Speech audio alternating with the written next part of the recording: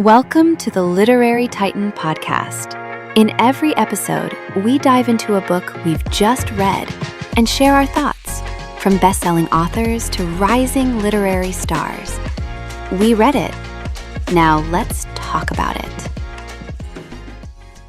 The Ripple Effect is a memoir that follows Teresa Baglietto from a golden childhood in Aspen through the shattering loss of her father, a steep financial fall, sexual assault, 3 marriages, motherhood, multiple cancers, aneurysms, strokes, and a brutal round of money crises.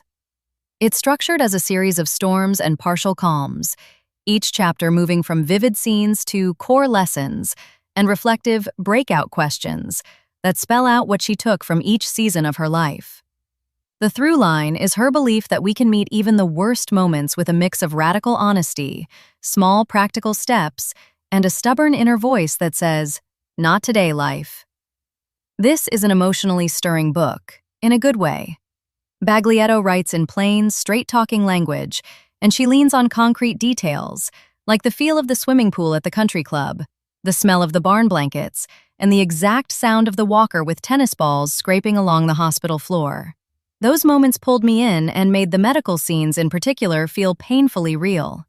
The structure of the story, followed by core lessons and breakout questions, gives the book a coaching flavor, which I mostly liked because it kept nudging me to think about my own life instead of just watching hers.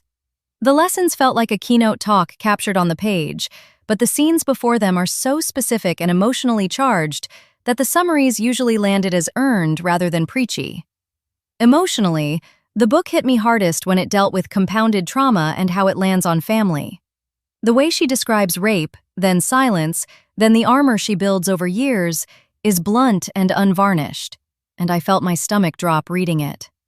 Later, when she writes about her sons watching her cycle through diagnoses, treatments, relapses, and new crises, I could feel how much she carries in her body and in her mind at the same time.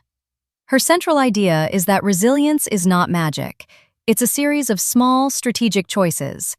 Pushing for a mammogram when the system drags its feet, speaking up when something feels wrong in the hospital, sitting down with the numbers when the money is gone, letting people bring food when pride wants to say no.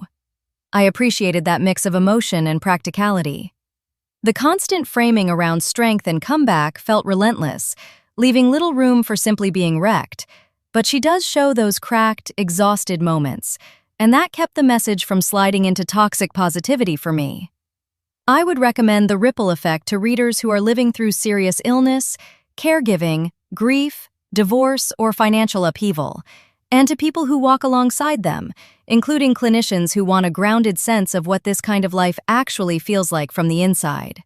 It's not a light read, and there are passages that may be triggering for survivors of assault or those in the middle of cancer treatment. For readers who are ready to sit with hard stories and still look for something sturdy to hold on to, this book offers both a personal testimony and a set of simple, workable anchors for getting through the next wave. Thanks for joining us on the Literary Titan podcast. If today's review sparked your interest, be sure to pick up a copy of the book and experience it for yourself. If you enjoyed the episode, don't forget to subscribe, leave a rating, or share it with a fellow book lover. Until next time, keep reading, not just to escape, but to grow.